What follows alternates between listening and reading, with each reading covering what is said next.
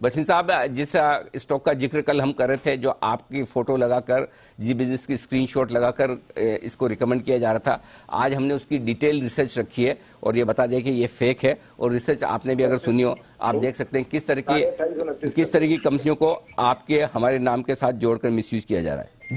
जी बसिन साहब। अनिल जी, कुछ चीजें हैं जो मैं बदल नहीं सकता, वो मिसयूज होती है। हमने फिर लीगल को बता दिया, आपकी टीम के साथ अब हमारी लीगल टीम भी मिलकर करेगी। लेकिन देखिए, कुछ चीजों को नजरअंदाज करना है और इन्वेस्टर्स को सावधान रहना है। जैसे तेल का भाव $350 जाएगा, तो ये कुछ चीजें हैं जो आपको अपने नजरअंदाज करनी पड़ेंगी और रियलिटी में फोकस करना पड़ेगा। तभी आज बाजार 100 पॉइंट ऊपर है। इसलिए मैं कहता हूं Anil ji, every day is not a Sunday. हर बारी आपने कहा था, फिर जब यूएस प्रेसिडेंट कह रहा है कि this is a number which is back dated, इसका मतलब यूएस तो पीछे की चल रही है, हमारी इकोनॉमी आगे चल रही है, जिसने 7% इन्फ्लेशन दी है, क्योंकि क्रूड के भाव घट गए हैं। तो इस पे मैं यही टिप्पणी करूंगा अनिल जी। पहले भी आपके मीडियम से हमने कहा है, please take it on face value when you hear us speak.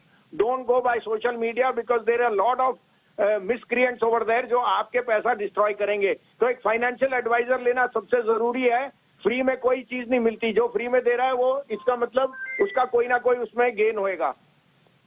बिल्कुल, तो ठीक बात है, ये आपके लिए राय। और इस बीच मोदी जी ने भी मुझे मैसेज किया कि मोदी जी भी कल इस बात की शिकायत कर रहे थे कि उनके भी फेक हैंडल से कहे जा रहे हैं और बताया जा रहा है कि भाई आप शॉर्ट कॉल नहीं देते हो, लॉन्ग कॉल देते हो, ये देते हो।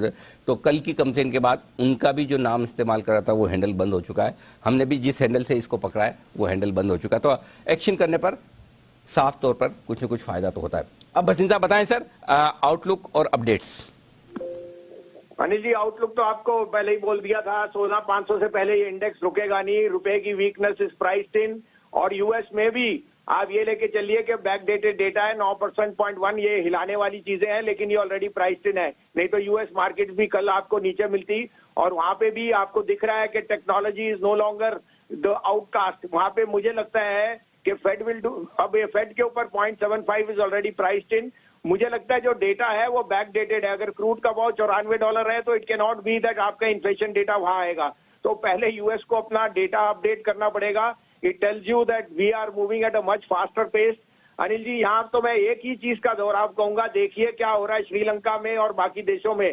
तो भगवान का शुक्र मनाइए कि हमारे यहाँ इतने भगवान हैं जो हमारे को हर मुसीबत से बचाते हैं और ग्रोथ देते हैं। तो 3 चीयर्स टू इंडिया पहली बात। और उस कारण से भी बुलिश ऑन इंडिया, तभी आप पैसा कमाएंगे। बाकी चीजें आपको आएंगी और जाएंगी।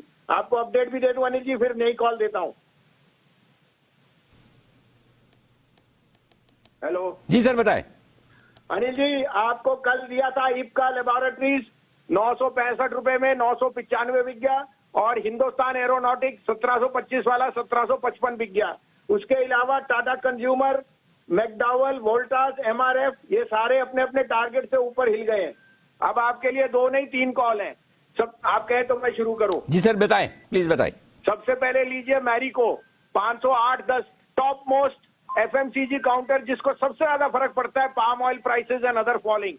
540 का टारगेट, 490 का स्टॉप लॉस।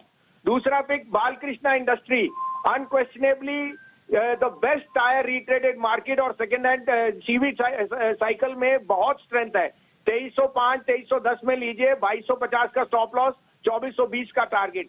तीसरा बिग आपका GMR, again outperformer as far as airports, और नया एक्विजिशन हो गया। आप एयरपोर्ट्स में देख ही रहे हैं किस तरह से प्रेशर है, किस तरह से भीड़ भड़का है, और इनके यहाँ तो कोई क्वेश्चन ही नहीं है।